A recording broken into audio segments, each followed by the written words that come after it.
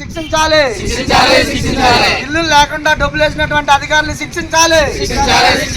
ఇల్లు లేకుండా డబ్బులు వేసినటువంటి అధికారులను శిక్షించాలి. ఇల్లు లేకుండా డబ్బులు వేసినటువంటి రెవెన్యూ అధికారులను శిక్షించాలి. ఇల్లు లేకుండా డబ్బులు వేసినటువంటి రెవెన్యూ అధికారులను శిక్షించాలి. రాజీపేట రెవెన్యూలో భూమిలో ఇల్లు లేకుండా అక్రమంగా డబ్బులు వేయించుకున్న అధికారుల్ని, అలాగే దొంగ పేర్లతో డబ్బులు బ్యాంక్ అకౌంట్లో వేసుకున్న దొంగ నాయకుల్ని శిక్షించాలి. రాజీపేట రెవెన్యూలో భూమి లేకుండా ఇళ్ళు ఉన్నాయని దొంగ పేర్లతో డబ్బులు వేయించుకున్న, అలాగే వేసిన అధికారుల్ని శిక్షించాలి. నా పేరు పిక్కి స్వామి.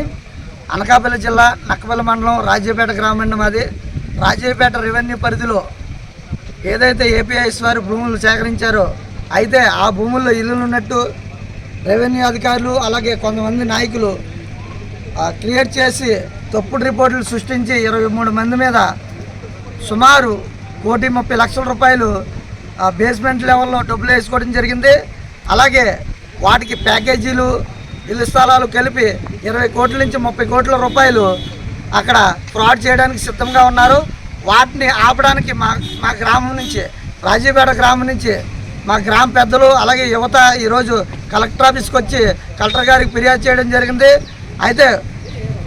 అయితే ఈ రెవెన్యూ అధికారులు, నక్కపల్లిలో ఉన్నటువంటి రెవెన్యూ అధికారులు ఎటువంటి ఆధారం లేకుండా ఇంటి పన్ను కానీ, ఇల్లు కానీ, కరెంటు మీటర్ కానీ ఏమీ లేకుండా, అలాగే గూగుల్ ఫుటేజ్ కానీ ఏదైతే గ్రౌండ్ లెవెల్లో ఫొటోస్ తీసుకొని ఇల్లులకు డబ్బులు వేశారా అనే విషయాన్ని దర్యాప్తు చేసి వారిపై కఠినమైన చర్యలు తీసుకోవాలని ఈరోజు జిల్లా కలెక్టర్ గారికి ఫిర్యాదు చేయడం జరిగింది.